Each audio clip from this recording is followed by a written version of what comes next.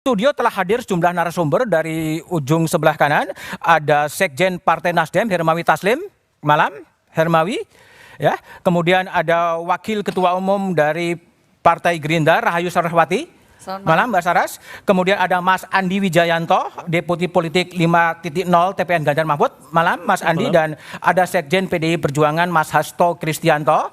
Saya juga masih menunggu kedatangan dari Ketua TKN Prabowo Gibran Rosan Roslani dan Ketua Timnas Anies Muhaimin M. Syaugi. Kemudian di panelis ada Ahmad Khoirul Umam. Malam Mas Khoirul Umam dan Mas Komarudin Hidayat. Ya, malam Mas Komar, ya, saya tanya terlebih dahulu kepada Mas Komar ya. Mas Komar, tadi Pak Prabowo membuat selebrasi di Istora, ya, akan mengayomi semuanya setelah hasil quick count itu kemudian diumumkan oleh lembaga survei.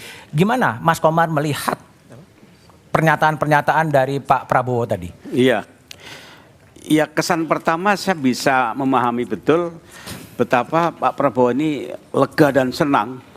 Setelah berkali-kali ikut kompetisi, nada-nadanya sekarang ini hasil quick count sementara itu menunjukkan dia leading ya. Oleh karena itu saya sangat bisa memahami kalau dia ada semacam kelegaan. Nah, yang kedua, saya ingin bahwa kalau toh ada satu semacam selebrasi, hendaknya jangan berlebihan karena ini belum selesai dan dia dulu pernah dalam posisi orang yang kalah. Gimana rasanya kalah ketika melihat orang lain selebrasi, dia tahu. Cobalah dia berempati ketika dia sekarang dalam posisi pemenang, ingat ketika dia dalam posisi kalah. Nah, yang ketiga, saya senang pidato dia yang dia inklusif, ingin mengayomi semuanya. Tapi satu hal ya, kebetulan saya aktif di Gerakan Nurani Bangsa ya. Ibarat sepak bola ya, pemilu itu tidak sekedar mengejar skor, tapi juga penonton ingin penampilan yang indah dan beradab dan etis gitu. Dengan kata lain, siapapun yang menang ataupun siapapun yang kalah, jaga nurani bangsa. Nurani itu terletak dalam apa? Keindahan, kejujuran, keadilan, kerendah hatian ketika menerima kemenangan. Karena menang itu baru mulai loh. Jadi betulkah dia menang itu nanti akan dilihat kinerjanya. Umam, oke, baik Mas Umam. Kalau Mas Umam lihat sampai sekarang, gimana Anda melihat jalannya pemilu presiden yang relatifly kemudian smooth, ya, relatifly semuanya bisa berjalan baik, yang muncul minimal sampai sekarang, apa evaluasi sepintas terhadap jalannya pemilu presiden itu? Ya, pemilu di 2024 ini, Mas BDM, memang agak unik. Karena biasanya kalau misal merujuk ke pemilu di 2014, 2019, hasil perolehan kemenangan itu seringkali berada di bawah hasil survei. Tetapi yang sekarang justru berbeda, jauh di atas angka hasil-hasil survei. Memang betul, survei itu sifatnya adalah snapshot pada konteks tertentu, dan kemarin memang ada di angka undecided voters dan swing voters yang masih tinggi. Tetapi kemudian dengan perolehan hari ini misalnya Prabowo Gibran di angka 59%, itu something membuat kita juga agak kaget gitu. Tetapi kemudian situasi ini kemudian berpotensi membalik situasi, karena bagaimanapun juga pilihan yang dimiliki oleh kubu 01 dan juga kubu 03 hanya dua. Satu, menerima situasi ini dengan segala catatan, karena bagaimanapun juga kubu 01 dan juga kubu 03 selama ini menarasikan, berargumen, khawatir, takut ada ancaman penggunaan infrastruktur kekuasaan negara untuk pemenangan ini. Atau sebaliknya, melakukan perlawanan, menerima atau melawan. Problemnya kalau misal melawan, Mas, maka kemudian harus melakukan perlawanan secara konstitusional. Pertanyaan selanjutnya, perlawanan secara konstitusional hanya bisa dilakukan di Mahkamah Konstitusi. Apakah kemudian kubu 01 dan juga kubu 03 masih percaya dengan komposisi majelis hakim sekaligus kredibilitas kelembagaan Mahkamah Konstitusi yang kemarin selama 4 bulan diserang habis oleh kubu 01 dan juga kubu 03. Nah, situasi ini yang kemudian harus dilakukan. Dan satu lagi, kalau misal melakukan perlawanan, maka kubu 01 dan juga kubu 03 harus mampu mengonsolidasikan, karena di pasal 286 Undang-Undang Nomor 7 tahun 2017 tentang pasal TSM, pelanggaran pemilu yang terstruktur, sistematis dan masif harus bisa membuktikan terjadi di 50% wilayah provinsi di Indonesia, dan kemudian itu betul-betul terjadi dalam konteks skala yang luar biasa. Oke. Apakah memungkinkan? Rasanya agak susah. Agak Maka susah. kemungkinan akan terjadi negosiasi dan kompromi dari kubu 01 sebagian atau sebagian dari kubu 03 untuk mencari titik selamat ke depan. Oke, ada negosiasi, ada kompromi, tapi di balik hasil survei, hasil quick count tentunya ada data-data di baliknya. Itulah yang akan saya bahas setelah jeda berikut ini.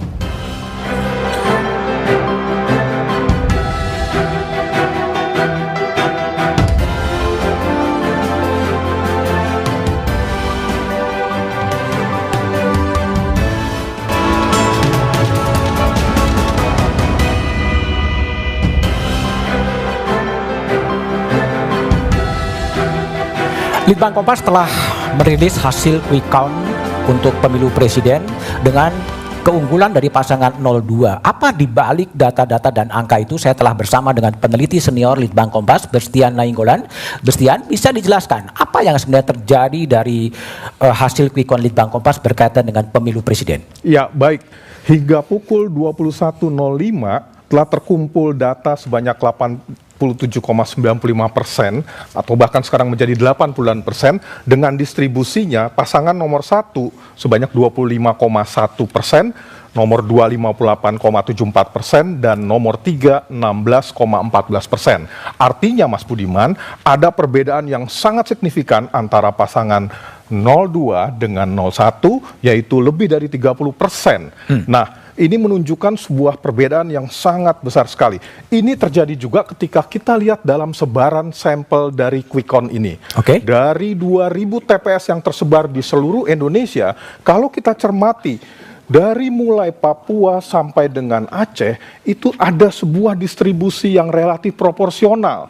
Namun, untuk sebaran-sebaran yang terjadi di sini, tampaknya di Provinsi Aceh dan Sumatera Barat itu relatif dikuasai oleh pasangan 01. Aceh dan Sumatera Barat. Aceh dan Sumatera Barat untuk sementara dikuasai oleh 01. Sisanya itu semuanya secara merata dan proporsional dikuasai oleh pasangan 02. Nah, itu yang terjadi kalau kita melihat distribusi dari masing-masing suara dari seluruh TPS yang sedang kita kumpulkan hingga pukul 9 ini. Sejauh mana dengan reliabilitas dari hasil survei quick count Kompas itu sendiri? Iya, banyak orang bertanya, apa ini reliabilitas di sini? Karena ini adalah produk ilmiah yang kami coba himpun dari sebuah sampel untuk ditarik kepada populasi. Dari pengumpulan data sampel tersebut, kita harus cek dari waktu ke waktu seberapa handal pengumpulan itu terjadi dan proporsi suara yang terkumpul dari waktu ke waktu. Dari grafik ini terlihat pasangan 02 sudah muncul sebagai pemenang dari mulai saat pertama kali TPS itu dihimpun. Tetapi menjadi stabil ketika pukul 2. Garis biru ini menunjukkan bagaimana suara secara stabil terjadi dari pukul 2 atau 14.00 WIB tadi sampai dengan pukul 9 malam saat ini. Dan sementara pasangan nomor 3 dan nomor 1 di satu titik masih berubah. Namun di pukul 2 kembali lagi sudah menjadi stabil. Ini ada dua grafik. Artinya kita mencoba membelah sampel menjadi dua. Split half dan kita korelasikan satu sama lainnya menunjukkan hasil yang sangat berhubungan. Oleh karena itu kita bisa yakinkan di sini bahwa dari segi reliabilitas ini sudah handal. Dan pada saat pukul 2 sebenarnya sudah bisa kita lihat stabil. Namun ini masih terus-menerus berlangsung. Oleh karena itu kami yakinkan tadi pas pada saat pukul 3 dan pukul 4 baru kita yakinkan dalam situasi di sini sudah benar-benar sudah meyakinkan dari sisi reliabilitasnya. Oke, itu berkaitan dengan pemilu presiden. Kalau dari pantauan quick count Kompas berkaitan dengan pemilu legislatif sampai sekarang, itu seperti apa? Ya, ini yang membedakan antara pemilu presiden dengan pemilu legislatif. Kalau kita cermati, pemilu presiden semenjak jam 2 sudah menunjukkan titik yang stabil. Tetapi kalau kita cek di sini untuk pemilu legislatif, hingga pukul 9 dengan masuk data menyangkut 60,7%, proporsinya menunjukkan PDIP meraih 17,31%. 17,31%, leading dibandingkan dengan Gerindra yang 13,71%. Nah, tapi kalau kita cermati di sini, yang saya katakan berbeda, kalau misalnya pemilu presiden, baik dari Indonesia bagian timur, sampai dengan Indonesia bagian barat berdasarkan perhitungan, stabil. Namun kalau kita cermati di dalam pemilu legislatif ini, data yang masuk sebagian besar masih berasal dari Indonesia bagian timur, bagian tengah, dan sebagian Jawa. Belum banyak data masuk berasal dari Jawa Barat, Sumatera, sampai dengan ke provinsi terujung Artinya di masih Indonesia. bisa berubah, masih sangat volatile. Masih volatile dan Untuk masih pileg. memungkinkan bisa berubah. Itulah mengapa walaupun datanya sudah mencakup 60,75%, tetapi hal ini masih menunjukkan bahwa situasi masih paling tidak angkanya masih berubah. Kalau kedudukan dalam hal ini bisa kita cermati lagi bagaimana suara yang masuk dari Jawa Barat, suara yang masuk dari Sumatera sampai dengan ke Aceh nanti. Oke, baik itu Bestian. Saya ke Mas Rosan Rosani, Ketua TKN Prabowo Gibran.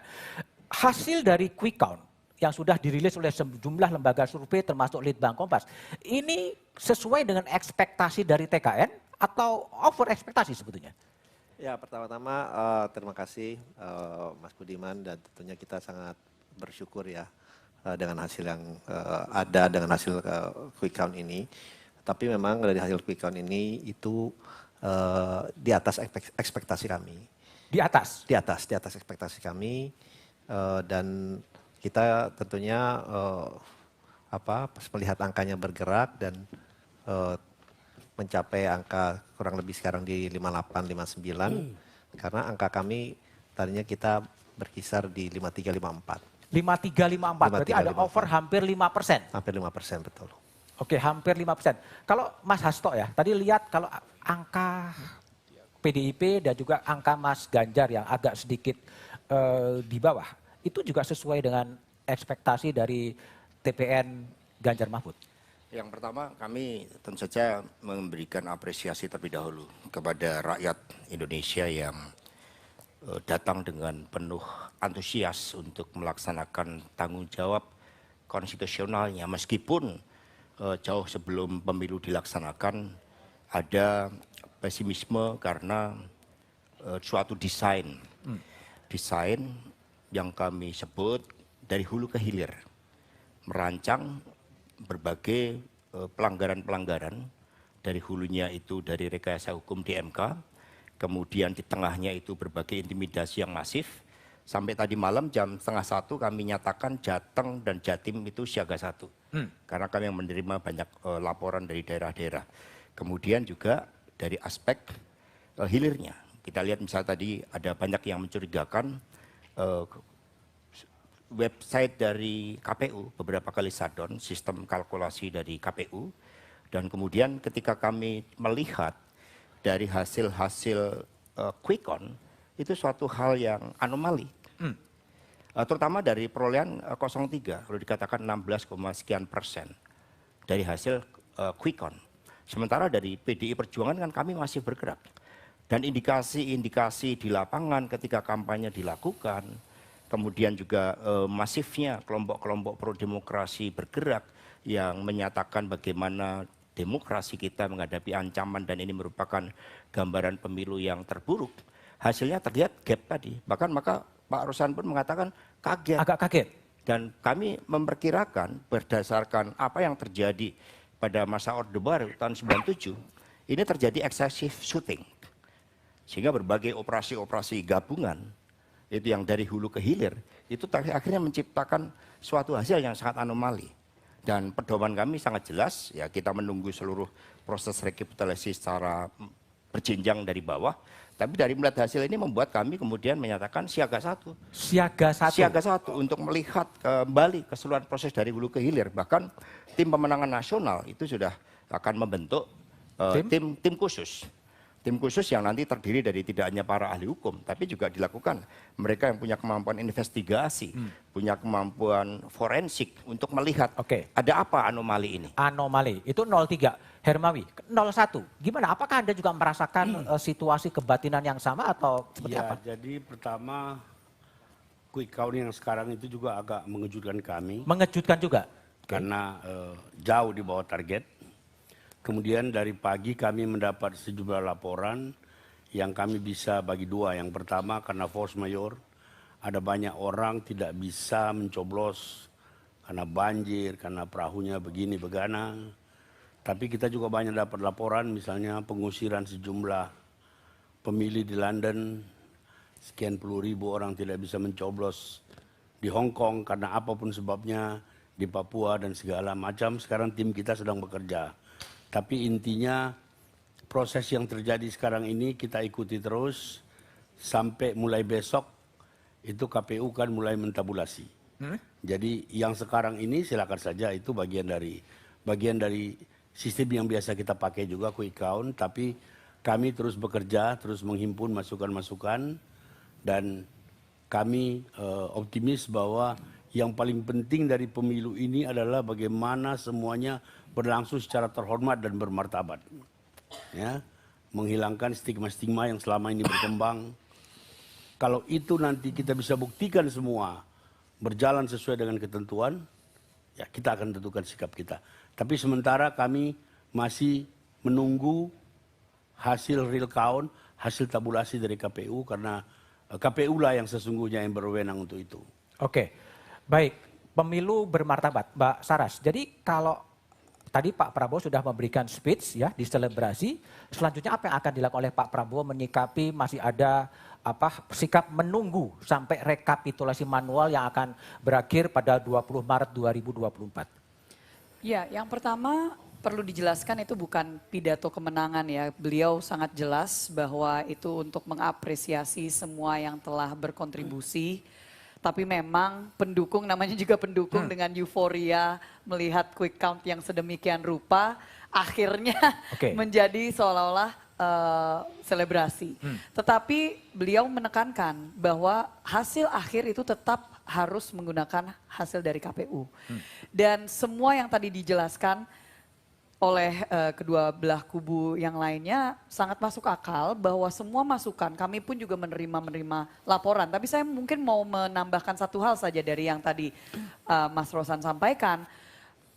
Sangat istilahnya melampaui ekspektasi. Jujur karena ada beberapa wilayah yang kita tidak ekspektasi bisa sampai seperti itu.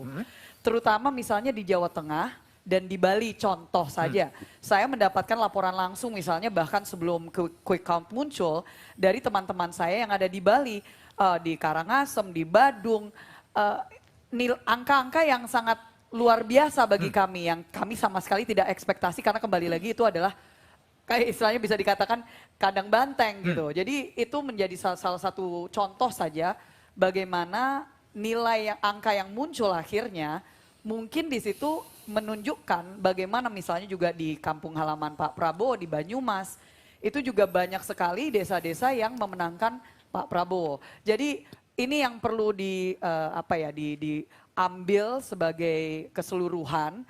Tentunya masih banyak catatan karena kembali lagi ada beberapa titik bahkan di Jakarta di dapil saya di mana TPS itu harus ditunda pengambilan suaranya. Karena force majeure, karena kebanjiran yang terjadi. Dan saya rasa itu catatan yang harus kita berikan kepada KPU dan juga Bawaslu untuk mengantisipasi. Karena istilahnya musim hujan kan bukan terjadi hanya hari ini gitu loh. Ini udah sesuatu yang sudah terjadi setiap tahun. Nah ini mungkin catatan-catatan dari kita.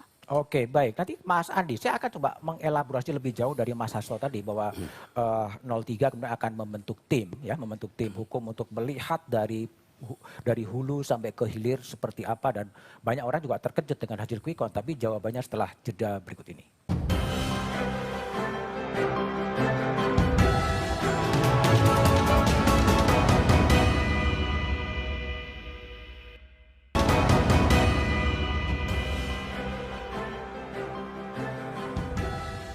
Masih bersama saya Budiman Tanurjo di satu meja di forum spesial Mas Andi Wijayano. Tadi Mas Hasto menyebutkan bahwa Paslon 03 akan membentuk tim untuk melihat dari proses awal sampai ke akhir. Akan kemana sebetulnya kajian dari tim ini bermuara? Ya untuk sementara timnya akan disebut sebagai tim khusus. Ya, tentunya nanti akan berkoordinasi dengan partai. Di bawah koordinasi langsung dari Mas Arsyad. Ya, tujuan dari pembentukan tim ini sederhana saja. Kami menginginkan siapapun yang memenangkan pemilu ini, baik pemilu presiden dan pemilu legislatif, itu bisa muncul sebagai pemenang yang legitimasinya kuat karena dipastikan bahwa pemilunya berjalan demokratis. Ya, jangan sampai nanti hasil pemilunya akan selalu terus-menerus dipermasalahkan sehingga akan selalu muncul guncangan-guncangan politik selama lima tahun ke depan. Artinya 03 akan melakukan perlawanan dalam tanda petik secara konstitusional.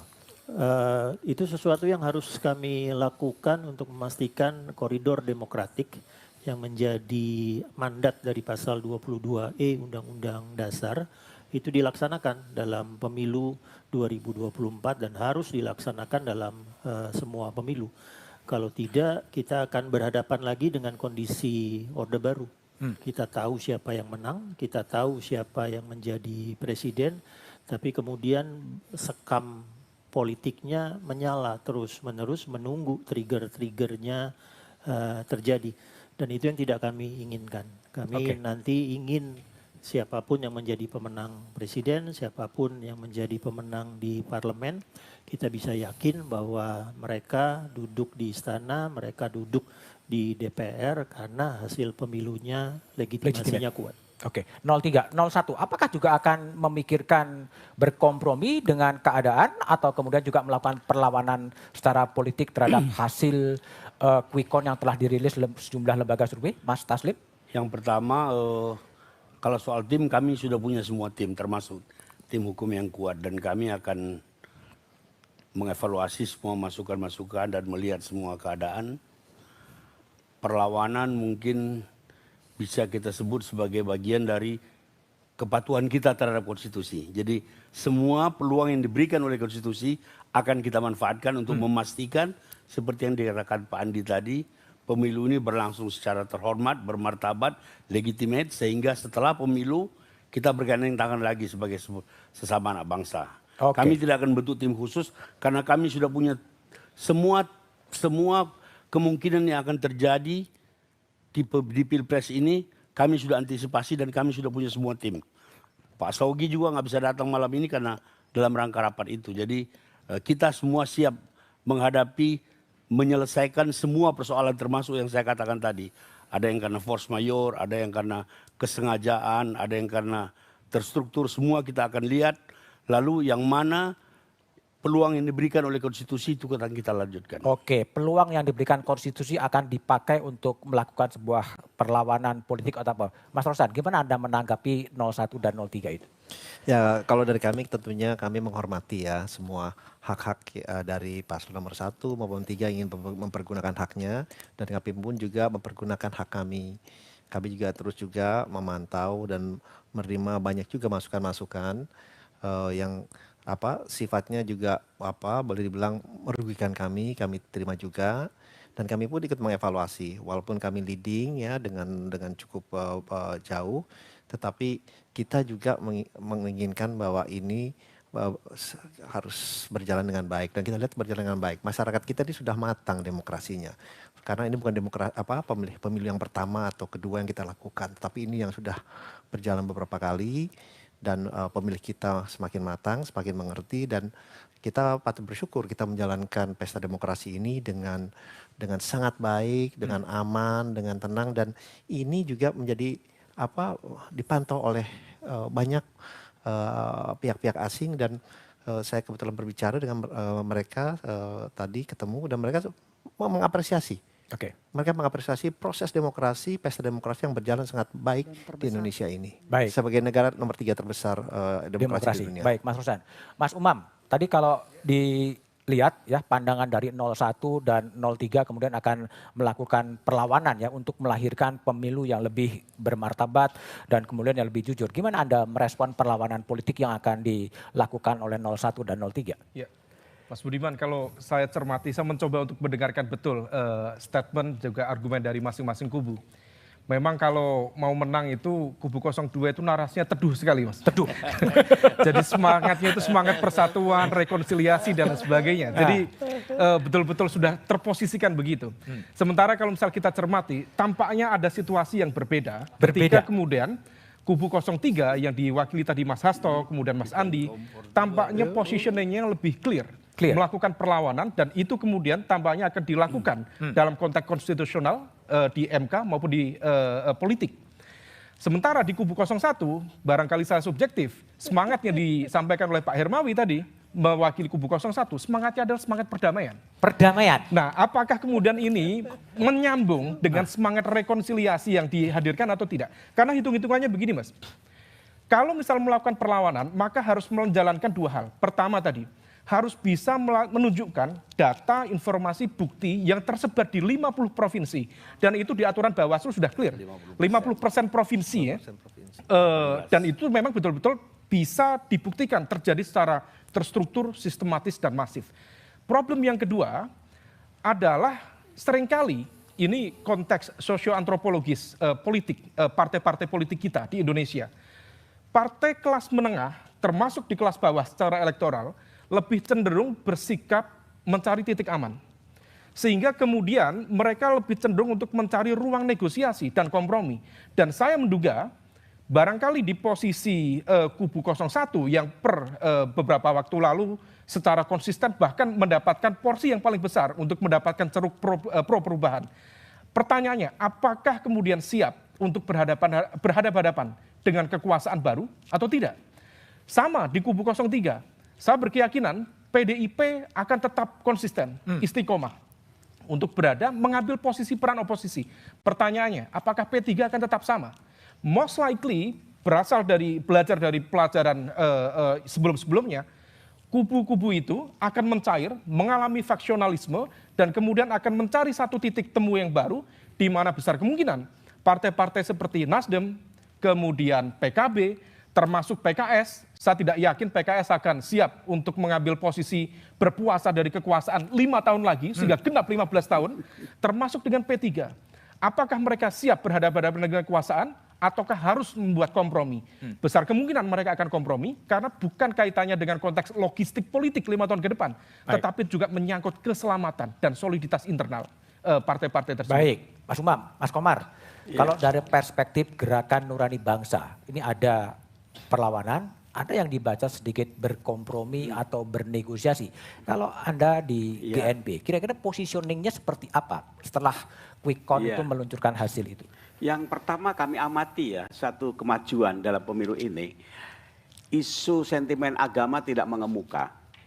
Kecebong, kampret, apalagi itu kan tidak ada ya, ini bagi saya satu kemajuan. Kemudian isu yang muncul perubahan dan kelanjutan. Kemudian yang ketiga adalah bagaimana melakukan perlawanan tapi konstitusional. Gitu. Nah ini bagi saya satu kemajuan. Satu hal yang saya catat adalah semua, dan ini juga warning ya, bahwa ini tidak semata untuk memenangkan pemilu dari kontestan siapapun, tapi ini agenda bangsa. Ini mata rantai dari pembangunan jangka panjang. Jadi pemilu ini bukan milik 02, 01, 03, tapi semua adalah partisipasi dalam rangka memajukan demokrasi. Nah oleh karena itu proses yang akan dilakukan semuanya tadi, saya senang ungkapan bahwa kalau toh ada perlawanan, ini bagian dari upaya mendapatkan keadilan dan penegakan demokrasi konstitusional, ini bagus sekali. Dan terakhir saya memberikan apresiasi kepada Kompas yang selama ini memberikan edukasi bagus sekali pada publik, termasuk malam hari ini gitu. Kalau yang lain ya saya ingin mengatakan Kompas lebih edukatif lah gitu dalam hal politik. Oke, baik. Saya minta tanggapan dari Mbak Sarah ya. Tadi kan ada ungkapan-ungkapan untuk melakukan perlawanan secara politik ya, meskipun tadi Umam mengatakan bernegosiasi atau berkompromi. Gimana Mbak Sarah merespon kemungkinan perlawanan-perlawanan secara politik? Kembali lagi tadi juga disampaikan kami sangat menghormati, mau dibilang apa, narasinya sangat adem gitu, tapi tapi kami menghormati, betul-betul kami menghormati.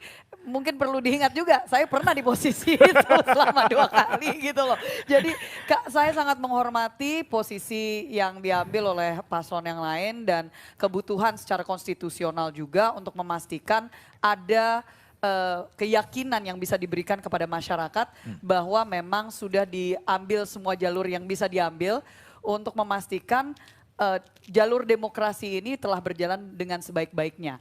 Itu kan juga memberikan stabilitas ya, pandangan stabilitas kepada masyarakat kita. Jadi sangat terbuka, tapi kembali lagi Pak Prabowo pun juga tadi mengingatkan bahwa beliau akan menjadi presiden jika nanti hasil dari KPU masih mencerminkan apa yang telah ditunjukkan hari ini dari quick count, akan menjadi presiden untuk semua bangsa Indonesia, semua masyarakat Indonesia, dan dari debat terakhir pun juga membuka tangan kepada kubu-kubu lain untuk bergabung bersama dengan kami karena ada satu syarat yang dikatakan oleh para pakar untuk Indonesia bisa menjadi negara maju, negara berdaulat ke depannya untuk menghadapi semua situasi geopolitik dunia, yaitu persatuan dari elit-elit Indonesia. Persatuan dari elit-elit Indonesia, apakah kemudian ini dimaknai kemudian setelah bertanding kemudian akan bersanding, artinya oposisi kemudian akan menjadi bagian dari kekuasaan? Kita jawab setelah jeda berikut ini.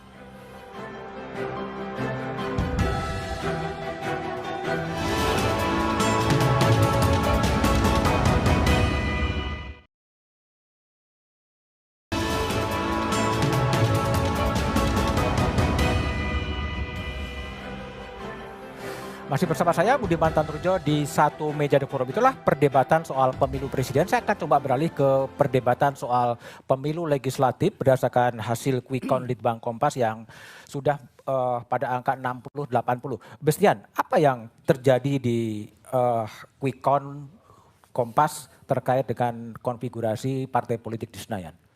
Ya, kalau kita berbicara mengenai hasil yang terjadi sampai dengan 64% sekarang, memang ini akan menunjukkan situasi yang kurang lebih, kalau pemilu presiden itu relatif stabil. Ya, tetapi tadi yang saya katakan bahwa ini kan memasuki wilayah-wilayah yang sebenarnya agak berbeda antara pemilu presiden dengan legislatif. Karena ada kantung-kantung suara di daerah-daerah tertentu yang menjadi milik partai. Nah, begitupun juga konsekuensi dari hasil ini. Konsekuensinya kita nanti ke bagaimana perolehan dalam sisi parlemen tentu saja berbeda lagi karena ini menyangkut masalah daerah pemilihan yang berkaitan dengan berapa besar nanti proporsi yang diperoleh. Bisa jadi pas pada saat ini untuk Gerindra pada posisi kedua berdasarkan hasil saat ini. Kemudian PDIP masih leading di sini. Ya, tetapi apakah jumlah kursinya juga nanti akan sama atau lebih besar, itu akan terlihat dari daerah pemilihan masing-masing, seberapa calon-calon itu bisa menguasai suara di wilayah itu. Artinya kalau sampai pada 60,80% dengan PDIP 17,3, itu masih ada potensi untuk berubah? Kalau berdasarkan hasil yang kami bandingkan dengan beberapa survei sebelumnya dan yang terakhir exit poll yang dilakukan, itu menunjukkan ada masih perbedaan. Masih berbeda? Masih perbedaan. Hanya masalahnya kalau exit poll itu kan bicara opini. Sementara ini kan fakta, langsung fakta pilihan. Nah, kalau kita mengacu pada survei-survei yang dilakukan, katakanlah yang terbaru exit poll yang dilakukan hari ini juga, ya, itu dalam posisi yang memang berbeda antara hasil dari quick count saat ini dengan exit poll. Tapi exit poll itu kan berkaitan dengan margin of error-nya. Sehingga kalau ini stabil terus-menerus, apalagi kalau kami dengar sampai sekarang ini Jawa Barat mulai masuk dalam perhitungan, sehingga selisihnya makin lama makin mendekat. Makin mendekat. Nah, itu yang kami katakan tadi punya konsekuensi-konsekuensi yang berbeda nanti dalam urusan ke parlemen dan segala macam. Kalau saya tanya sedikit satu lagi, kalau dalam faktor pilpres, dominasi Pak Jokowi kelihatan cukup faktor yang cukup determinan. Ya. Tapi kalau dalam konteks pileg, ketika beliau mengendorse PSI, apakah itu ada satu garis lurus antara 02 dan kemudian PSI? Iya, ini yang menarik. Ini yang menarik. Ketika kita bicara faktor Jokowi, itu memang kami yakinkan terjadi pada pilpres. Ya. Kenapa demikian? Berdasarkan survei di bulan Desember dan juga yang sekarang ini, itu terlihat sekali perubahannya. ya, bagaimana Pak Prabowo mendapatkan insentif elektoral yang lebih besar dari para pemilih Pak Jokowi yang di tahun 2019 lalu. Dari 25% menjadi 50%, bahkan terakhir ini itu mencapai 55%. Pak Prabowo berhasil mempertahankan suaranya juga dari 50% sekarang menjadi 60%. Ditambah kemenangannya Pak Prabowo dalam hal ini adalah tambahan dari para pemilih mula. Itu mencakup 60% memilih pasangan 02. Dengan demikian hasil dari pemilu 2019 lalu para pemilih Jokowi ditambah dengan yang tetap memilih Pak Prabowo ditambah dengan pemilih mula relatif sama dengan hasil 58% ini. Tapi persoalannya sekarang partai berlaku nggak? Nah ini agak berbeda. Memang kalau melihat dari hasil ini membandingkan dengan hasil di 2019 lalu, untuk PDIP terjadi penurunan sedikit. Hanya sekitar 2% kalau melihat dari posisi sekarang ini. Nah, sementara Gerindra meningkat, tetapi meningkat juga tidak terlalu besar. Nah, apakah PSI meningkat di sini? Kalau kita lihat kan masih dalam posisi di bawah 4%. Nah, kelihatannya tidak terlalu berpengaruh besar terhadap partai dibandingkan dengan pemilu presiden. Ini kesimpulan sementara. Oke, masih harus ditunggu ya. Masih harus ditunggu. Barat masih akan terus masuk ya. Oke, baik. Mas Hasto Kristianto, Sekjen PDI Perjuangan. Kalau melihat data yang 60,80 dan PDIP unggul di 17,3, hasil data internal dari PDIP apakah menunjukkan hasil yang sama dan kemudian posisi politik PDIP akan seperti dikatakan akan menjadi oposisi atau seperti apa? Kalau dilihat dari data-data yang masuk di Kompas, PDI Perjuangan tidak jauh berbeda, tapi angkanya masih berkisar 19,6%. Itu tadi jam 5. Tapi kalau kita lihat urut-urutannya itu relatif mirip. Karena memang kita melihat bahwa kekuatan struktural PDI Perjuangan dengan dukungan 30.000 caleg dan 1,6 juta saksi itu mampu mengawal di basis-basis dari PDI Perjuangan. Sehingga kami masih memonitor bagaimana di Sumatera Barat karena sebelum pemilu kami cek kami berhasil menembus 1 kursi. Demikian pula di Aceh. Tetapi kondisi yang sangat dinamis yang terjadi saat ini tentu apakah berpengaruh merubah terhadap proses dari bawah itu yang kami cermati. Karena kalau kita lihat dari pengalaman 2019 selalu ada terjadi perubahan, bukan pada konversi dari suara ke kursi, tetapi perubahan-perubahan karena dinamika persaingan yang sangat ketat dari bawah. Di mana itu kemudian karena yang berhadapan partai, kemudian ada calon anggota legislatif, itu ikut merubah persentase akhir dari perolehan suara. Nah tentang sikap dari PDI Perjuangan, ya sebagaimana kami sampaikan, kita kan masih mengikuti tahapan-tahapan perhitungan dari KPU. Tetapi kalau dari proses kami lihat sementara ini, kami kan melihat banyak anomali di dalam pemilu kali ini. Inilah yang kemudian akan menentukan sikap kami ke depan. Tetapi PDI Perjuangan berdasarkan pengalaman 2004-2009, kita ini kan partai yang punya prinsip. Kita partai yang tidak mudah runduk di dalam godaan-godaan kekuasaan. Apalagi sejak awal kami melihat bahwa anomali dari pemilu ini harus dijawab dengan misalnya film Dirty Votes. Itu kan kalau lihat dari antusiasme yang menonton lebih dari 13 juta. Pergerakan dari para guru besar, dari universitas-universitas yang ternama, yang juga memiliki kredibilitas tinggi, itu kan menunjukkan ada something yang error di dalam seluruh proses demokrasi ini. Baik, ada something. Sarah, Wakil Ketua Umum Partai Gerindra. Gimana Gerindra menyikapi hasil quick count dari Litbang Kompas, termasuk juga merespon tadi Mas Hasto mengatakan masih ada beberapa anomali. Ya, ini masih terus baru 60% ya kalau misalkan saya mohon izin karena setahu saya memang di TPS-TPS bahkan yang di Jakarta pun belum masih berproses dan belum selesai semua. Dari segi pileg ya kan. Jadi kalau kita bicara ini sangat berbeda dengan Pilpres. Nah ini yang perlu ada catatan itu dan setahu saya memang baru 60,8%. Jadi kalau di bahasa lembaga survei menyatakan itu belum stabil biasanya. Tapi kalau memang melihat lintas lembaga survei, ini saya ngelihatnya juga lewat kompas.com ya, tidak terlalu jauh, memang urutannya agak serupa. Sehingga mungkin ke depannya peta di DPR tidak akan terlalu jauh dari apa yang ada saat ini. Hanya memang perubahannya adalah dari ada yang naik, ada yang turun itu saja. Tinggal pertanyaannya juga adalah apakah misalnya rekan-rekan kami yang lainnya akan bisa berhasil untuk melampaui parliamentary threshold. Karena tentunya kami selalu berprinsip, Pak Prabowo selalu bilang 1000 kawan terlalu sedikit, 1 lawan terlalu banyak. Jadi sebisa mungkin kita bareng-bareng karena prinsip di DPR itu kan musyawarah mufakat. Tapi kembali lagi untuk Gerindra, ya ini adalah upaya hasil dari kerja keras dari kader-kader dan pendukung-pendukung, tentunya kita apresiasi, tinggal kita menunggu untuk lihat hasil akhirnya. Baik, Mas Taslim, Nasdem itu di angka 9,25 ya, 9,2 meskipun masih angka di posisi data masuk 60,80.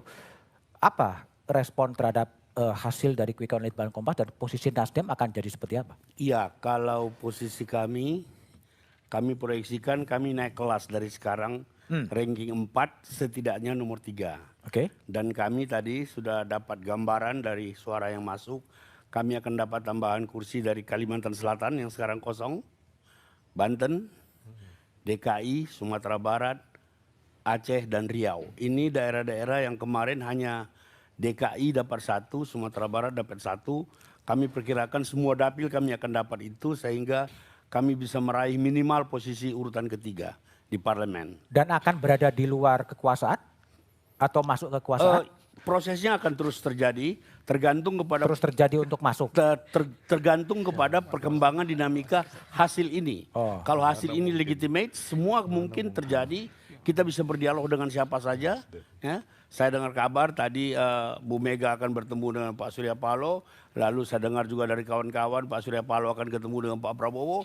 Kita prinsipnya silaturahmi itu sebuah keniscayaan. Kita terbuka untuk dialog. Nanti kita pilih yang terbaik buat bangsa. Oke, Kita selalu berprinsip seperti baik. itu. Mas Umam, ini kan memang masih ada 2 ya, akan tetap kemudian mengambil posisi yang tegas, oposisi, tapi juga akan melihat posisi yang ada. Kalau Anda menyarankan sebagai scholar, kira-kira posisi-posisi ini akan jadi seperti apa demi untuk demokrasi Indonesia itu sendiri? Izin saya Mas Ya. Ya, idealnya dalam konteks demokrasi itu menghendaki ada mekanisme check and balances. Dan belajar dari yang sebelumnya, peran dan fungsi dari oposisi itu relatif tidak memadai atau kurang memadai atau bahkan dibuat tidak memadai. Nah maka kemudian ke depan kalau misal kemudian kekuatan oposisi bisa diberi ruang yang lebih memadai untuk melakukan mekanisme check and balances tadi justru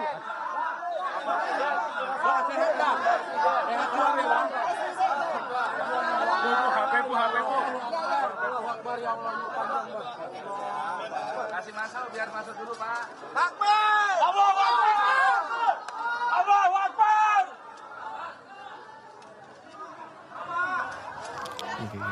Ini situasi terkini di pemenangan pasangan 01. Anies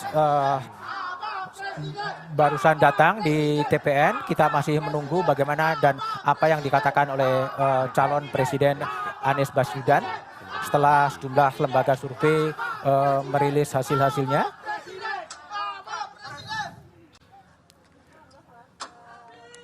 Posko pemenang ini terletak di kawasan Menteng di Jakarta Pusat. Ya, beliau baru datang dan mungkin sedang bertemu dengan tim suksesnya dan tim relawannya. Kita masih menunggu perkembangan dari apa yang dikatakan oleh Mas Anies di sana. Ya. Kita kembali ke studio, Mas Umam. Jadi apa tadi dalam konteks demokrasi ada check and balance, akan ada oposisi yang berada memang di luar kekuasaan, tidak ditarik semuanya masuk. Iya. Dan selain itu Mas, ini harus match ya. Karena kalau misalnya kita cermati beberapa waktu lalu ada sejumlah pergerakan yang cukup dinamis, terutama di segmen kekuatan masyarakat sipil, kalangan aktivis, kampus, guru besar bergerak. Tetapi yang menjadi catatan, pergerakan itu hanya berhenti di kekuatan ekstraparlementer. Diskoneksi ya? Kalau misal kita cek di intraparlementer, tidak terjadi apa-apa, diam semuanya. Artinya apa? Ada gap.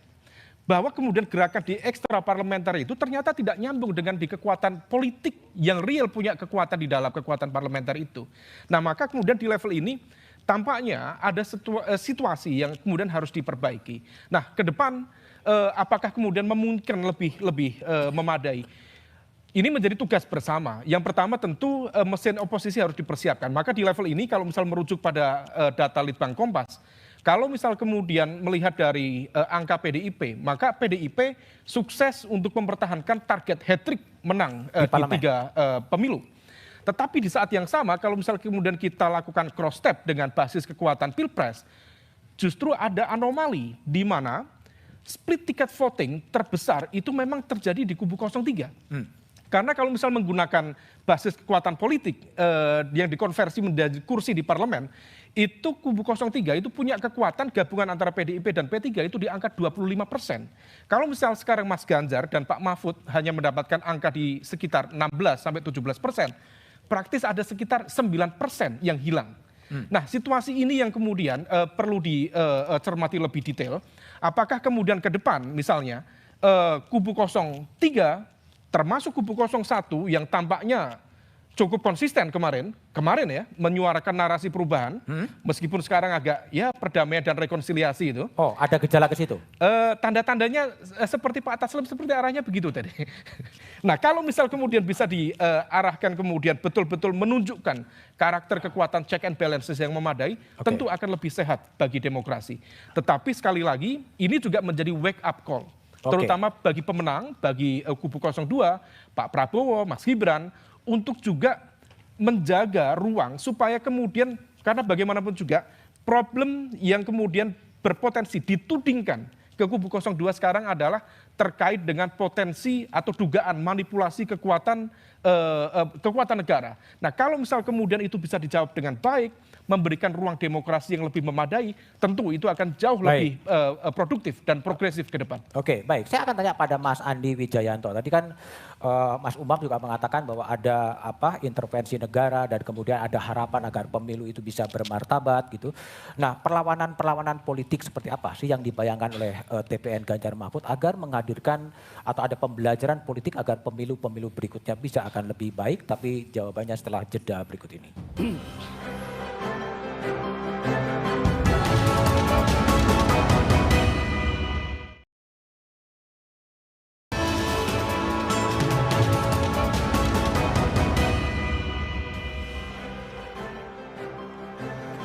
Masih bersama saya Budiman Tantojo di satu meja The Forum spesial Mas Andi Wijayanto. Tadi tim dibentuk akan mengumpulkan sejumlah bukti-bukti di lapangan dan akan melakukan perlawanan. Ya, lalu kemudian selanjutnya akan diapakan bukti-bukti itu? Yang pertama kami bisa menggunakan koridor yang memang disediakan oleh rejim pemilu. Koridor itu minimal ada 2.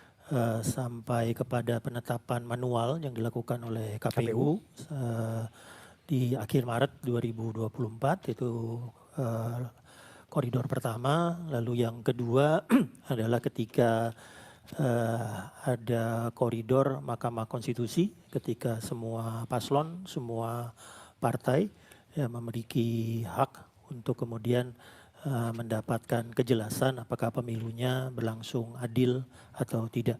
Itu koridor yang disediakan oleh rejim pemilu. Koridor berikutnya adalah tentunya koridor parlemen.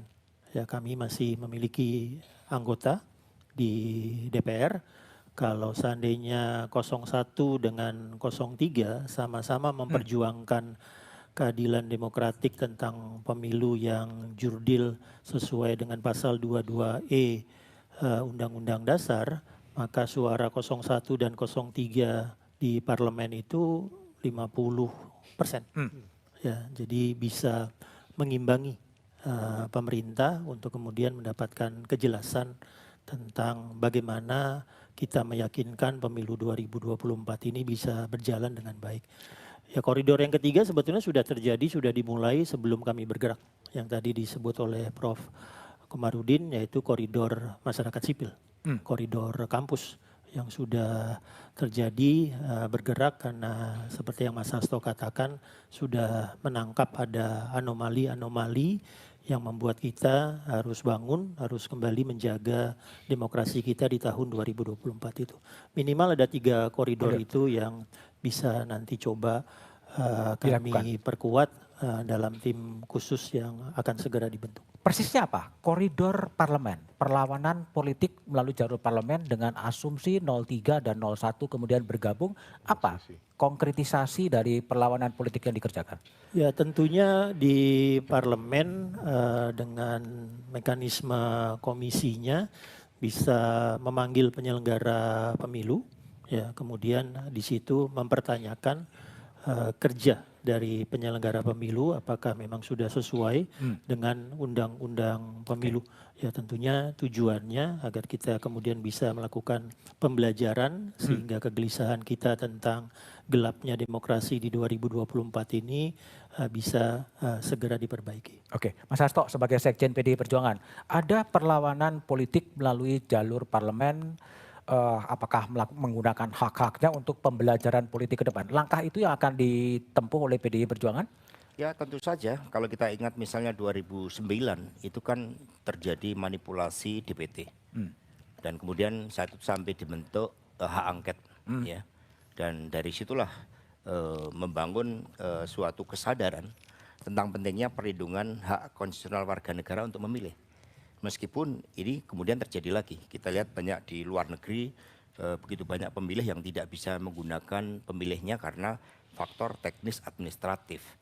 Sehingga perlawanan tadi tentu saja karena ini menyangkut hal yang sangat fundamental terkait dengan yang saya sebut tadi, bahwa kecurangan dari hulu ke hilir ini kan memang benar-benar terjadi. Hanya saja memang kita berhadapan antara dua hal, yaitu yang pertama adalah pihak yang memang ingin menjadikan demokrasi ini benar-benar menempatkan kedaulatan rakyat tanpa intervensi manapun.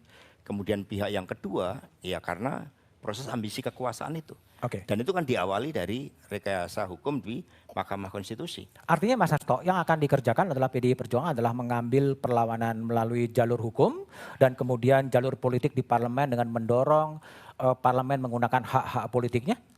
Ya tentu saja ada berbagai jalan yang ditempuh ya. Yang pertama adalah jalan di parlemen, kemudian yang kedua adalah kepartean karena apapun yang terjadi di dalam dinamika politik nasional, kami punya kewajiban untuk menyampaikan kepada rakyat. Kemudian yang ketiga itu adalah ya melalui pergerakan bersama dengan masyarakat pro demokrasi yang saat ini jauh lebih banyak dari apa yang terjadi pada tahun 2009 karena polanya kan mirip. Apalagi tadi kan kalau kita lihat semuanya begitu kaget. Kalau kita lihat dari hasil quick count dengan realitas apa yang terjadi dalam 2 bulan terakhir ini. Ini yang kemudian terjadi gap. Gitu.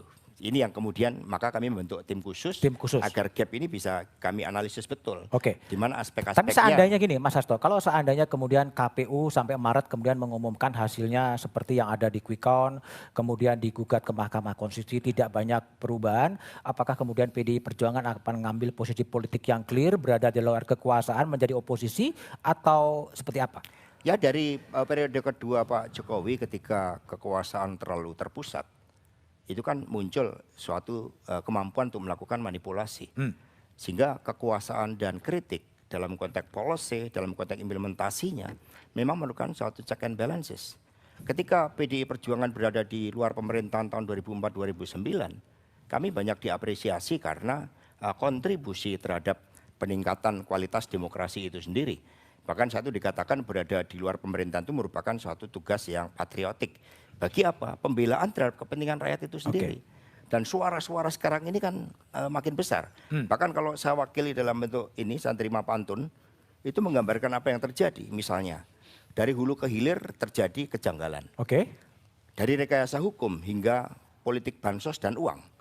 Demokrasi kini berada dalam kegelapan, ambisi kekuasaan dan nurani kini saling bertentangan. Ini yang kemudian menjadi bagian dari dinamika yang akan sangat menentukan konstelasi politik ke depan. Baik, oke. Mas Taslim, Mas Hasto, PDI Perjuangan akan mengambil perlawanan politik dan juga perlawanan hukum yang akan diambil.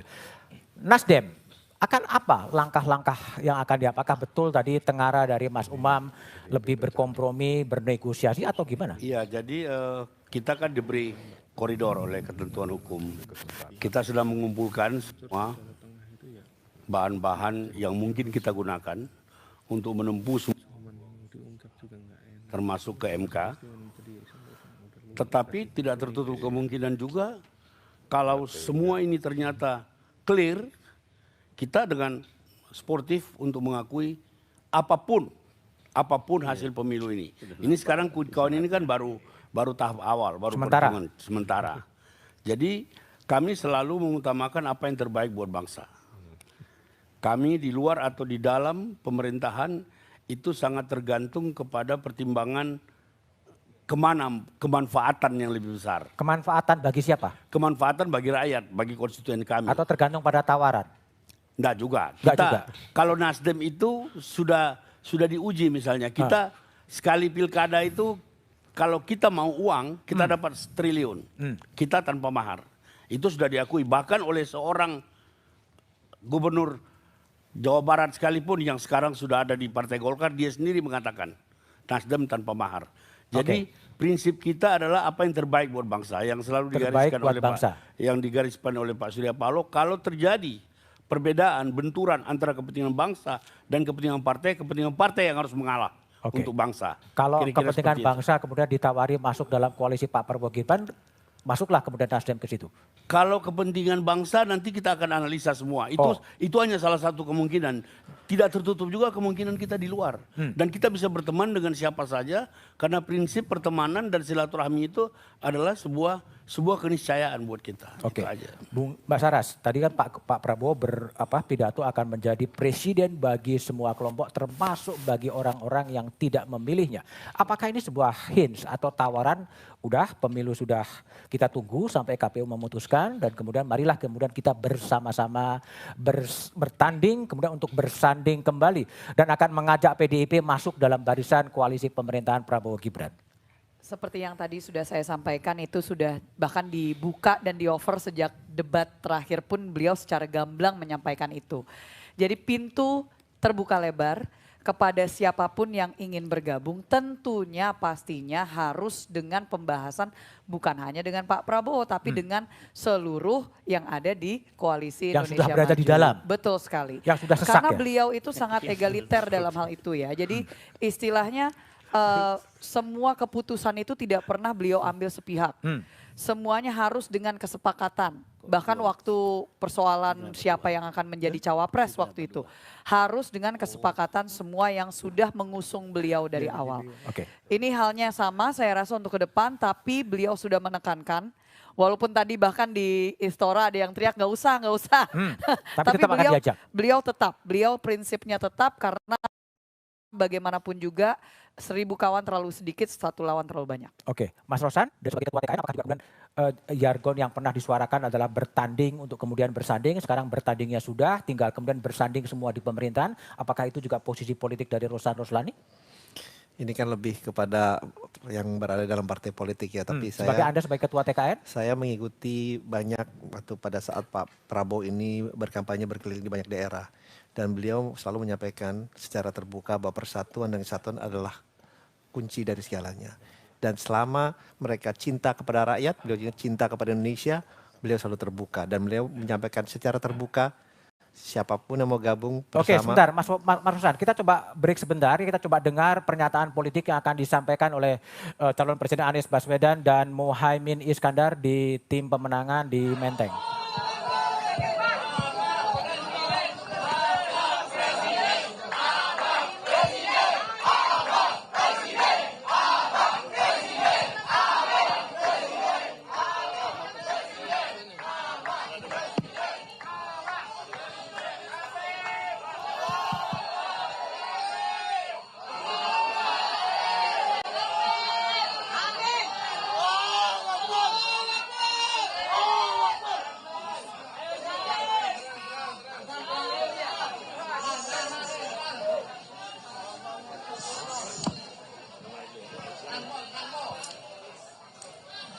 Assalamualaikum warahmatullahi wabarakatuh. Selamat malam, salam sejahtera untuk semuanya. Teman-teman, para simpatisan saya hormati, teman-teman media, dan seluruh hadirin sekalian. Izinkan kami untuk menyampaikan beberapa hal pada malam hari ini. Dan mohon teman-teman simpatisan untuk berkenan mengikuti sampai tuntas ya. Kita ikuti sampai tuntas. Jadi tenang dulu ya. Ya.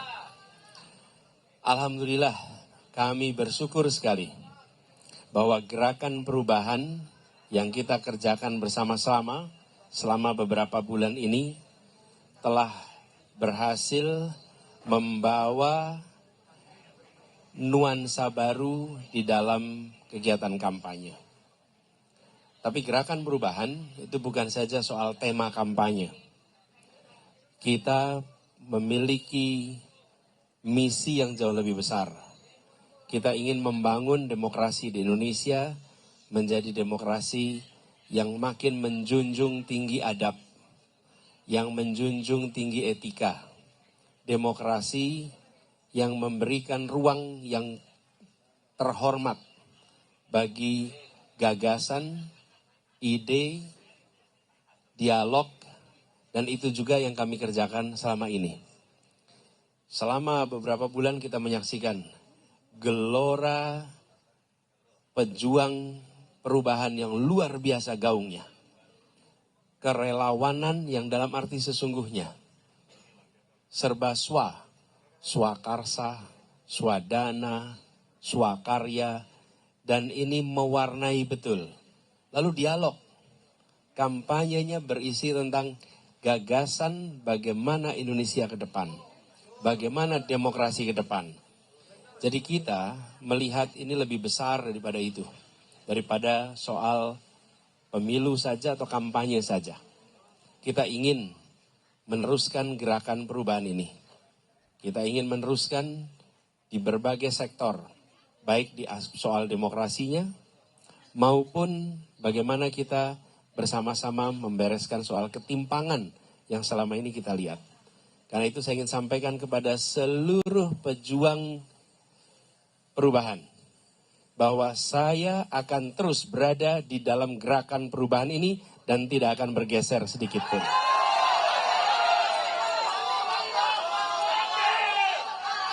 Saudara semua, terus kita berjuang. Perjuangan kita belum selesai.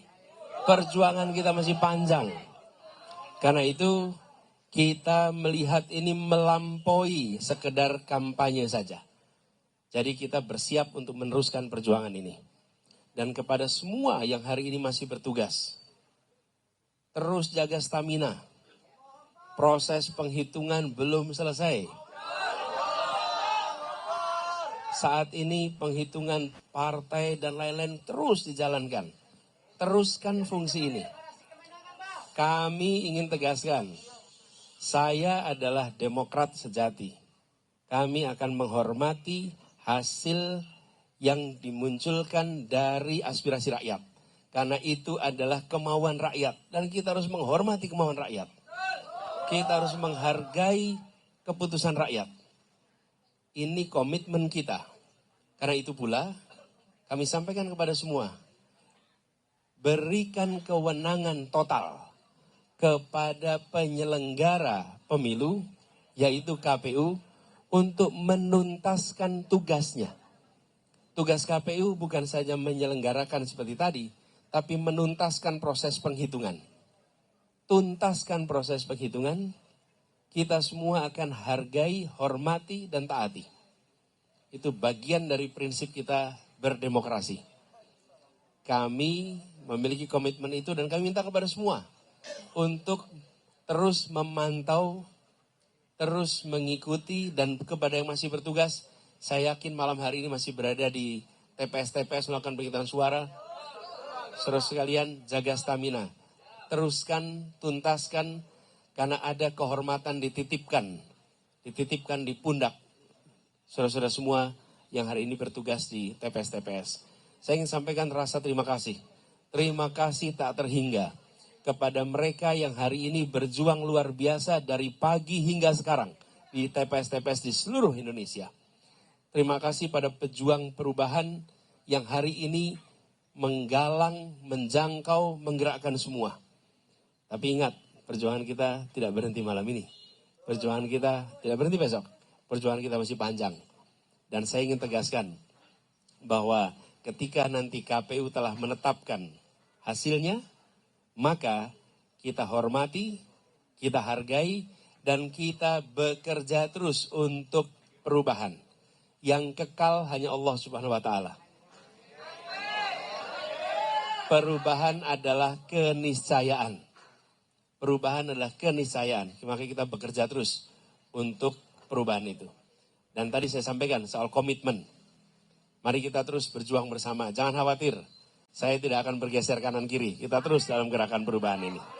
Ya. Jadi kita akan tunggu sampai hasil seluruhnya selesai. Tapi kami akan menghormati, kami akan menghargai, dan itu adalah komitmen kami sebagai orang yang memperjuangkan demokrasi. Yang perjuangan demokrasi harus menghormati hasil. Pemberi hasil itu adalah KPU sebagai pemegang otoritas penyelenggaraan pemilu. Secara konstitusional penyelenggaranya adalah KPU, kita hormati. Ini tadi yang kami diskusikan. Cara kita menghormati pemilu adalah dengan menghormati penyelenggaranya menyampaikan hasil. Karena itulah yang legal, ini negara hukum, dan itu yang paling legitimate. Begitu dari kami, Gus Monggo. Ya, Assalamualaikum warahmatullahi wabarakatuh. Melengkapi apa yang disampaikan oleh Mas Anies Baswedan, pertama rasa terima kasih, hormat, bangga kepada seluruh para pejuang perubahan, terutama yang memberikan kepercayaan melalui hak pilihnya memilih Amin. Kepercayaan seluruh warga bangsa atas pilihannya kepada Amin adalah kepercayaan yang menjadi mandat perjuangan perubahan kita semua yang tentu harus kita jaga. Karena itu saya berharap seluruh pejuang-pejuang perubahan jaga suara, jaga TPS, lanjutkan pengawalan suara sampai di akhir penghitungan yang tepat melalui KPU. Jangan lengah, jangan terprovokasi, jangan terhipnotis oleh berita-berita maupun berbagai perkembangan yang dimainkan. Sama dengan pemilu yang lalu, belum apa-apa sudah ada yang sujud syukur. Kita harus terus waspada, waspadalah. Karena pada dasarnya proses ini masih panjang. Ada yang harus kita jaga.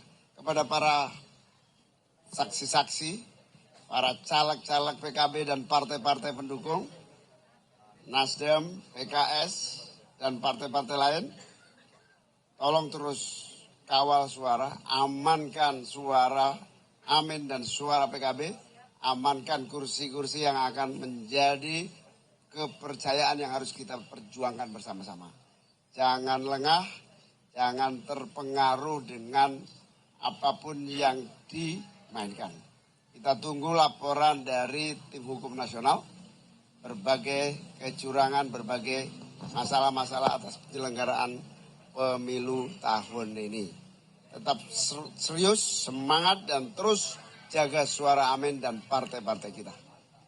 Insya Allah hasil akhirnya kita yang akan menjadi pemenang pemilu tahun 2024.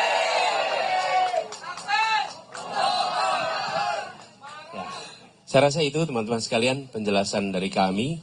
Sekali lagi kami tegaskan bahwa kita menghormati, menghargai KPU dan kita akan tunggu hasil KPU. Sekaligus komitmen dari kami bahwa hasil yang dikeluarkan KPU kami akan hormati, kami akan hargai. Dan komitmen saya tetap menjadi bagian dari gerakan perubahan. Kita tidak akan bergeser, kita tidak akan bergeming, dan kita terus bawa gagasan perubahan untuk Indonesia yang lebih baik, yang lebih adil dan makmur untuk semuanya. Oke, itu aja teman-teman sekalian. Terima kasih. Assalamualaikum warahmatullahi wabarakatuh. Oke, itulah tadi pernyataan politik dari calon Presiden Anies Baswedan dan calon Wakil Presiden Muhaimin Iskandar yang menegaskan akan menghormati hasil pemilu dan menunggu proses penghitungan suara ini sampai KPU kemudian memutuskannya. Tapi ada semangat yang juga digelurakan adalah tetap yang juga belum selesai. Mas Rosan, Paslon nomor 1 perjuangan untuk perubahan belum selesai. Apakah kemudian Anda sebagai TKN akan coba mengakomodasi gagasan-gagasan besar dari paslon nomor 1 memperjuangkan perubahan Indonesia menjadi lebih baik? Ya itu kan setiap hak warga negara ya. Ya kita hormati saja apa yang tadi disampaikan dan ini kan masih menunggu juga hasil resmi dari KPU. Tapi kembali lagi yang ingin saya sampaikan tadi bahwa Pak Prabowo itu selalu terbuka untuk yang lain bersama membangun bangsa dan negara yang kita cintai ini selama mereka mempunyai visi dan misi yang sama dan juga mempunyai kecintaan kepada Indonesia yang kita cintai ini. Terima kasih. Oke, baik Mas Rosan. Bastian Nainggolan, tadi kan dinamika yang terjadi, Mas Anies tetap akan menunggu proses penghitungan suara manual sampai di KPU dan kemudian gerakan perubahan itu akan tetap kemudian terus diperjuangkan. Kalau menurut kajian dari Litbang Kompas, seberapa besar sebetulnya aspirasi perubahan itu bisa tercermin? Apakah suara Mas Anies yang sampai pada angka 26% itu bisa dipersepsikan sebagai keinginan Indonesia untuk berubah? Dan sebaiknya 26% ini bagaimana dikelola itu? Ya, kalau saya melihat ada dua hal. Yang pertama melihat suara dari pasangan 01 ya. Ketika kita cek 26%, ini sebenarnya kalau kami cermati dari pemilu-pemilu sebelumnya, kami sudah melihat tidak akan pernah lebih dengan karakter pemilihnya, itu tidak akan pernah lebih dari 30%. Dan itu lebih relatif stabil kalau menurut pemikiran kami dari setiap pemilu untuk kelompok yang atau katakanlah dengan barisan pemilih seperti itu. Tapi yang kedua kalau kita lihat dari partai-partai ini, ya ini menarik sekali karena relatif koalisi 01 ini mendapatkan hasil yang relatif besar dari masing-masing partai ini. Dan itu sudah menghimpun sebuah kekuatan baru. Nah, dengan dua hal tadi, saya pikir ini akan menjadi sebuah kekuatan yang kalau dipertahankan dan tetap berjalan dengan baik, ini menjadi suatu kekuatan yang baik juga untuk balance terhadap kekuasaan saat ini. Ya. Oke, Mas Umam, kalau Mas Umam lihat tadi Mas Anies tetap yakin menunggu saja sampai KPU memutuskan dan kemudian juga semangat untuk perubahan tetap harus terus kemudian diperjuangkan. Iya. Statement Mas Anies tadi saya pikir itu adalah sebuah sinyal yang cukup clear bagi kubu 01 untuk membuka ruang kompromi dengan pemenang di pemilu 2024 ini. Karena tadi statement menerima hasil keputusan dari KPU, kemudian menghormati hasil dari keputusan KPU dan itu adalah sebuah bentuk bridging secara komunikasi politik bahwa rasa-rasanya perlawanan secara politik sekaligus juga perlawanan secara konstitusional barangkali tidak akan terjadi secara masif. Nah, tapi di saat yang sama asa atau harapan dari spirit perubahan tampaknya masih akan tetap dipertahankan oleh Mas Anies karena itu bagian dari sebuah tanggung jawab moral politik. Selama ini beliau menjadi bagian dari representasi dari kekuatan perubahan. Meskipun kalau misal kemudian dilihat dari arah perilaku politik dari partai-partai selama ini, bisa saja partai-partai yang berada di kubu 01 akan mencoba untuk melakukan negosiasi ulang dengan pemenang, tetapi dalam konteks narasi perubahan, Mas Anies akan tetap berada di jalur itu dan itu sudah disampaikan secara clear bahwa dia tidak akan kemana-mana, dia tidak akan kemudian melakukan sesuatu seperti yang kemarin disampaikan di kampanye terakhir, melakukan pergeseran yang kemudian membuat para pendukungnya menjadi kecewa. Maka kita harus bedakan statement Mas Anies tadi antara Mas Anies sebagai entitas pribadi, personal, sebagai capres, dan juga entitas dari kekuatan-kekuatan partai politik yang memberikan dukungan dan juga sokongan kepada dia. Oke, baik. Mas Komar, 26% kalau based on dari hasil quick count Litbang Kompas yang memilih Amin dan itu apakah itu kemudian merepresentasikan perubahan cukup besar, 26%. Ya. Sebaiknya dari Mas Komar sebagai GNB ini mau dikelola seperti apa?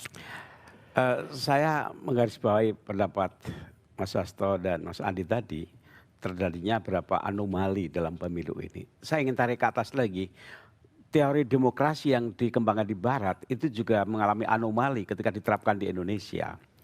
Masyarakat Indonesia yang begitu besar seperti ini, kita harus menerima, mengakui bahwa demokrasi itu masih prosedural, belum substantif. Ya karena kondisi masyarakat itu masih secara ekonomi, pendidikan masih agak di bawah lah.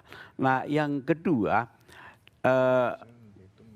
kalau saja nomor 1 dan nomor 3 ini mengambil posisi mengembangkan oposisi itu di parlemen itu sungguhnya mayoritas lebih kami hitung-hitung. Tapi apakah iya kita punya tradisi seperti itu? Kok saya ragu. Dan sungguhnya anomali itu kan dimulai oleh Pak Prabowo sendiri ketika dia semula vis-a-vis Pak Jokowi akhirnya masuk gitu. Dan dengan pengalaman itu saya punya feeling bahwa Pak Prabowo andaikan dia presiden, jangan-jangan dia juga akan welcome, sementara partai-partai yang lain pun akan mendekat gitu kan. Yang sudah teruji oposisi itu kan PDIP gitu kan. Tapi saya juga nggak tahu situasi nanti bagaimana berkembang. Dan satu lagi tadi antara Anies dan Muhaimin di situ kan pasangan. Tapi kan kalau Muhaimin itu kan wakil partai nantinya. Sedangkan Anies kan tidak punya partai. Sehingga jangan-jangan Muhaimin orang PKB juga dekat juga nanti kekuasaan gitu kan. Kita lihat aja nanti gimana gitu. Tapi satu hal yang pasti saya seneng ya kawan-kawan di sini kembali konstitusi, etika dan juga agenda bangsa masa depan anak cucu kita itu saya sebagai pengamat atau orang independen saya merasa gembira melihat itu. Oke, baik Prof. Komarudin Hidayat, Mas Umam Bestian, Hermawi Taslim, Mas Rosta Rosani, Rahayu Saraswati, Mas Andi Wijayanto, dan Hasto Kristianto telah bergabung di satu meja The Forum spesial. Pada 14 Februari 2024, Indonesia telah menjatuhkan pilihan untuk presiden 2024-2029 maupun anggota legislatif untuk mengisi Senayan. Sejumlah lembaga survei melalui hitung cepat telah memprediksi hasil pemilu 2024. Namun, otoritas hasil resmi pemilu haruslah menunggu rekapitulasi manual hasil pemilu berjenjang oleh KPU dari 15 Februari hingga 20 Maret 2024. Hasil hitung cepat tak perlu disikapi berlebihan, berbagai kejanggalan dalam proses pemilu perlu dikumpulkan, dibuka dan diselesaikan melalui mekanisme konstitusional. Kejanggalan yang ada perlu dibuka demi dan untuk hadirnya pemilu bermartabat, demokrasi dan konstitusi ketika disebut-sebut sedang sempoyongan perlu kembali ditegakkan dan dijaga bersama oleh seluruh komponen bangsa. Demikian satu meja The Forum spesial malam ini, tetap di Kompas TV untuk memperbarui informasi terkini seputar pemilu 2024. Sampai jumpa pekan depan. Selamat malam dan terima kasih.